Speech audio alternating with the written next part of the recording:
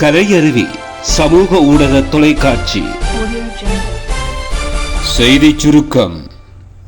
தெற்கு அதிவேக வீதியில் பயணித்துக் கொண்டிருந்த பஸ் ஒன்று திடீரென தீப்பற்றி எரிந்துள்ளதாக போலீசார் தெரிவித்துள்ளனர். இந்த தீ விபத்து இன்று வெள்ளிக்கிழமை பிற்பகல் இடம்பெற்றுள்ளது.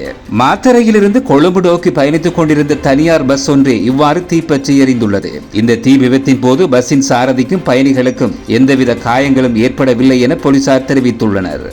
அட்டாளைச்சேனை அகில இலங்கை மக்கள் காங்கிரஸ் உச்சபீட உறுப்பினரும் தொழில் அதிபருமான AK அமீர் நேற்று ஸ்ரீலங்கா முஸ்லிம் காங்கிரஸ் தலைவரும் பாராளுமன்ற உறுப்பினருமான ரவுப் ஹக்கீம் முன்னிலையில் உத்தியோகபூர்வமாக ஸ்ரீலங்கா முஸ்லிம் காங்கிரஸ் கட்சியில் இணைந்து கொண்டார். எதிர்காலத்தில் அம்பாறை மாவட்டத்தில் கட்சியின் வளர்ச்சிக்கு முழு மூச்சாக தானும் தனது ஆதரவாளர்களும் செயற்படுவதாக தலைவரிடம் அவர் உறுதியளித்துள்ளார். இந்நிகழ்வில் அட்டாளைச்சேனை அமைப்பாளரும் கட்சியின் பிரதி தேசிய அமைப்பாளருமான பாராளுமன்ற உறுப்பினர் உதுமாலப்பே, கட்சியின் உச்சபீட உறுப்பினரும் தேசிய பொருளாளருமான ரஹ்மத் மன்சூர் மற்றும் கட்சியின் உச்சபீட உறுப்பினரும் அம்பாறை மாவட்ட செயலாளருமான AC ஜமால்தீன், கட்சியின் உச்சபீட உறுப்பினரும் பாலமுனை அமைப்பாளருமான ALM அலியாரும் மற்றும் ஆதரவாளர்களும் கலந்து கொண்டனர்.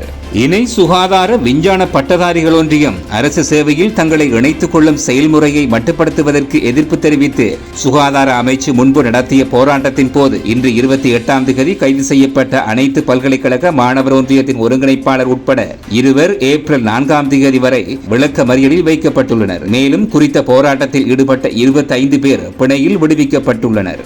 மியன்மாரில் சக்தி வாய்ந்த நிலநடுக்கம் ஒன்று ஏற்பட்டுள்ளதாக சர்வதேச ஊடகங்கள் செய்தி வெளியிட்டுள்ளன. குறித்த நிலநடுக்கமானது ரிக்டர் அளவில் 7.7 பதிவானதாக அமெரிக்க புவியியல் ஆய்வு மையம் தெரிவித்துள்ளது. தாய்லாந்தின் பேங்காக் நகரிலும் இந்த நிலநடுக்கம் உணரப்பட்டதாக தெரிவிக்கப்பட்டுள்ளது.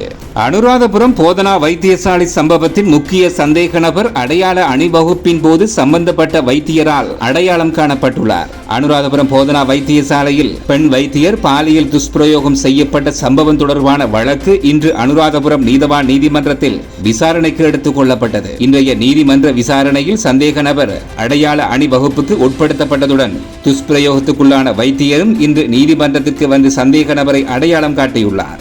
மது போதையில் தனியார் பேருந்தில் பயணிகளை ஏற்றிச் சென்ற சாரதியின் சாரதி அனுமதி பத்திரத்தை வாழ்நாள் முழுவதும் ரத்து செய்ய வேண்டும் என பாணந்துறை பிரதான நீதவான் இன்று உத்தரவு பிறப்பித்துள்ளார். கூடுதலாக 40,000 ரூபாய் அபராதமும் விதிக்கப்பட்டுள்ளது.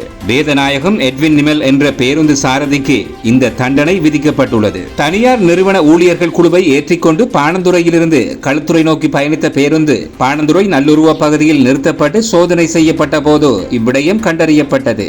தேசிய போக்குவரத்து ஆணைக்குழுவின் தலைவர் பந்துல திலீப விதாரண தனது பதவியில் இருந்து ராஜினாமா செய்துள்ளார். அதற்கான கடிதத்தை அவர் போக்குவரத்து அமைச்சின் செயலாளரிடம் சமர்ப்பித்துள்ளதாக போக்குவரத்து அமைச்சின் உயர் அதிகாரி ஒருவர் தெரிவித்துள்ளார். தேசிய மக்கள் சக்தியின் போக்குவரத்து குழுவின் தலைவராகவும் பணியாற்றிய திலீப விதாரண நாவல திறந்த பல்கலைக்கழகத்தில் விரிவுரையாளராகவும் பணியாற்றுகிறார். பிமல் ரத்நாயக்க அமைச்சராக உள்ள போக்குவரத்து நெடுஞ்சாலைகள், துறைமுகங்கள் மற்றும் சிவில் விமான போக்குவரத்து அமைச்சின் கீழ் வரும் நிறுவனங்களின் தலைவர் பதவியில் இருந்து ராஜினாமா செய்த 3வது அதிகாரி இவராவார். செய்தி சுருக்கம் கேட்டீர்கள்.